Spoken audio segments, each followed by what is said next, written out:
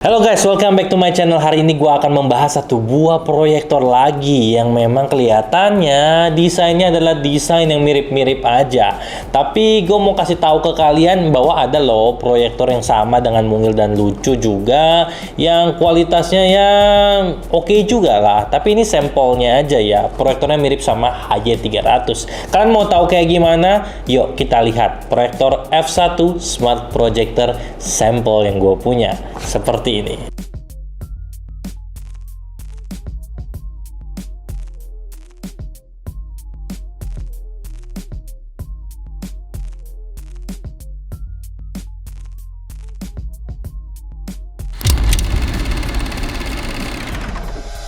Oke, jadi itu salah proyektor. Oke, jadi ini adalah proyektor F1. Ini smart projector yang sudah menggunakan Android system. Nah, di proyektor ini adalah proyektor tipe gimbal, ya, tipe proyektor gimbal dari salah satu perusahaan pabrik terkenal di Shenzhen. Tapi gua nggak bisa spill namanya karena di situ gua nggak bahas mengenai pabriknya. Gue cuma bahas mengenai tentang produknya aja. Nah, proyektor ini dia memiliki tipe, yaitu tipe gimbal, di mana dia itu udah punya rotation 180 derajat. Dan tentunya proyektor ini juga memiliki style yang dimana bagian depannya ini teksturnya cukup satisfying menurut gua. Yang selanjutnya, proyektor ini juga dilengkapi dengan lensa sebesar 2,69 inch dan di bagian bawahnya juga diperkuat dengan adanya sensor untuk auto keystone dan juga untuk IR remote di bagian bawah dari si proyektornya ini, guys. Selanjutnya, di bagian belakang dari si proyektor diperkuat juga dengan beberapa integration input, yaitu ada seperti USB port, HDMI port, audio out port, ada juga power inputnya, dan tentunya ada power button dan juga IR sensornya. Dan selanjutnya yang nggak lupa, proyektor ini juga memiliki inlet air dan juga exhaust airnya di bagian belakang yang samping-sampingan doang dari si proyektornya. Dan tentunya proyektor ini juga dilengkapi dengan yang namanya speaker yang sudah dedicated di dalam dari proyektornya sini, tapi sayangnya nggak ada lubang speakernya, yang tentu di sini akan memberikan vibration yang lebih. Untuk beratnya sendiri nggak lebih dari 1 kilo, cuma 648 gram. Dan tentunya proyektor ini non battery ya, jadi nggak bisa buat mobilitas yang terlalu tinggi. Yang pertama, tentunya kalian mendapatkan satu buah kabel power sepanjang 1,5 meter dan mendapatkan remote-nya ini masih menggunakan IR sensor yang gayanya kece, lalu mendapatkan tentunya satu buah proyektor ini. Yang pertama, tentunya proyektor ini sudah diperkuat dengan fitur yang namanya digital focus yang bisa kalian kendalikan semuanya serba dari remote. Yang kedua, tentunya juga ada digital keystone yang kalian bisa langsung atur di bagian dari settingnya. Di situ bisa pengaturan untuk trapezoidnya juga. Proyektor ini juga memiliki auto vertical keystone dan tentunya juga ada scale zoomingnya yang bisa kalian perbesar dan perkecilin layarnya secara digital. Yang tentunya juga proyektor ini karena memang gimbal projector, dia juga memiliki fitur untuk bisa muter ini proyektor sampai sebesar 180 derajat putarannya ya guys. Dia menggunakan Android System 9.0 Android AOSP. Nah, untuk tampilannya UI-nya kalian bisa lihat di bagian sebelah sini, dari mana UI-nya itu menurut gua tampilannya sangat simple, unik, lucu, gemesin, berwarna mayoritasnya kayak ungu-ungu kebiruan gitu, dan tampilannya enak dipandang dan simple penggunaannya. Di situ gue bisa lihat di dalam tampilan UI-nya pun ada beberapa menu pilihan. Yang pertama, kalian bisa lihat ada menu bar di sebelah kirinya. Ketika kalian buka di sebelah kiri ada bagian settingan network yang bisa kalian lihat bagian Bluetooth dan Wi-Fi-nya juga. Lalu tentunya di situ juga ada menu untuk melihat media flash disk-nya. Dan tentunya ada app foldernya juga yang kalian bisa lihat ada beberapa aplikasi bawaan seperti YouTube, untuk aplikasi mirroring dan juga Netflix yang masih menggunakan wideband L3 yang tentunya cuma streamingnya maksimal di 480p doang.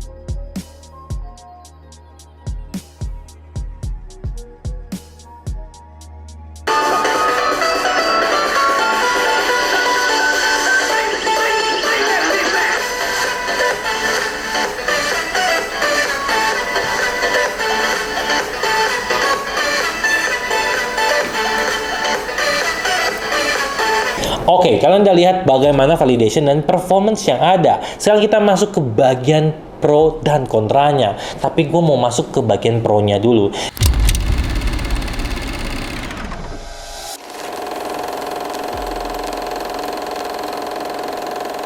Yang pertama, menurut gue proyektor ini memiliki bentuk yang lucu dan ngegemesin, yaitu bentuknya mini kayak kamera, sama seperti proyektor Haya 300, proyektor Oston 1 yang pernah gue bahas, dan juga beberapa proyektor lainnya mungkin yang menyerupai bentuk kamera. Ada yang lebih mini lagi, ada juga yang memang ukurannya standar seperti ini. Yang kedua, menurut gua gimbalnya ini kokoh dan gua suka banget. Jadi nggak kayak geter-geter atau kelihatan kayak kualitas gembel gitu. Menurut gua untuk durability, untuk putarannya nggak gampang letoy ya. Jadi menurut gua masih oke dan bagus-bagus aja di Pro-nya. Yang ketiga, hasil dari tes performance-nya yang gua lihat di bagian video, yang sangat-sangat gua suka, kalian bisa lihat di bagian sini bahwa gambar atau warna yang dihasilkan itu hampir mirip seperti apa yang gua lihat pada Xiaomi 12 yang gua pakai. Ternyata hasil produksi color dari si proyektor ini nggak oversaturated dan juga nggak pucet ya, nggak pale kayak gitu ketika gue ngelihat karakter Marvel Doctor Strange maupun Spider-Man-nya.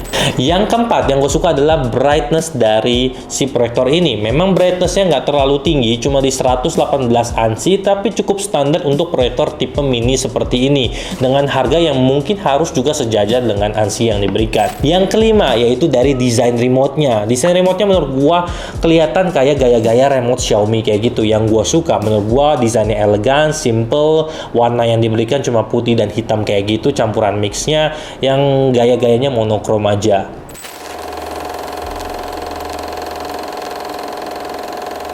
Yang pertama yaitu adalah dedicated speaker yang sudah built-in di dalam proyektor ini dan tidak memiliki lubang khusus sehingga vibrationnya terlalu berasa ketika memang dekat sama ini proyektor. Tapi apa boleh buat, mungkin harga juga align lah sama si proyektor ini ya, tapi gue masukkan sebagai kontra karena menurut gue harusnya dia punya lubang speaker sendiri sehingga hasil suara yang dikeluarkan itu bukan dari vibrasi tapi juga keluar dari lubang khusus speakernya, bukan numpang lubang dari exhaust juga. Yang kedua, gue yang gak suka ini adalah dia ada fitur auto keystone tapi cuma untuk vertikal. Kenapa nggak diadain juga buat horizontal? Ya walaupun memang kita bisa atur secara digital melewati bagian menu dari settingan proyektornya, tetapi menurut gua kurang satisfy buat gua ya kalau misalkan dia nggak ada horizontal keystone-nya juga. Jadi ngingetin gua kayak proyektor-proyektor jadul yang baru pertama kali nge-build sebuah fitur auto keystone. Yang ketiga, native resolution-nya cuma 720p yang sekarang kalau gua lihat rata-rata orang sudah berlomba-lomba bikin minimal itu di 1080 atau full HD lah untuk native resolution-nya, karena 720p itu kayak udah cukup jadul ya zaman sekarang, memang harusnya lebih diperbaiki. Yang keempat adalah Android AOSP. Memang ini bisa jadi advantage tapi juga bisa disadvantage. Kenapa seperti itu? Karena kalau Android AOSP di proyektor, ya bukan cuma di proyektor sih, di TV yang memang dia pakai Android AOSP kayak gitu atau TV box Android AOSP, pada intinya pada ujungnya suatu saat dia akan terjadi namanya bug, memang nggak bisa diperbarui, tidak ada update, nanti YouTube-nya nggak bisa diupdate atau beberapa aplikasi lainnya sudah nggak kompatibel lagi. Jadi itu memang kendala karena Android AOSP itu adalah Android bajakan yang cuma dimodifikasi. Jadi memang tidak resmi dan juga memang aplikasi-aplikasinya itu tidak berbayar. Kalau misalkan kalian mau lebih aman, ya pilihlah kayak pakai Linux atau Well OS ataupun pakai Google TV aja sekalian kalau mau lebih amannya. Kesimpulan yang pertama, menurut gua adalah proyektor ini adalah proyektor yang tipenya mirip-mirip sama proyektor yang pernah gua review. Sekilas gua mau kasih lihat dulu ke kalian bagaimana sih tampilannya terhadap beberapa proyektor yang pernah gua review, yaitu Oston 1 dan juga Haya 300 ataupun Haya 320 ya. Tampilan mirip-miripnya sih seperti ini, bisa kalian lihat dari beberapa foto yang gua sertain.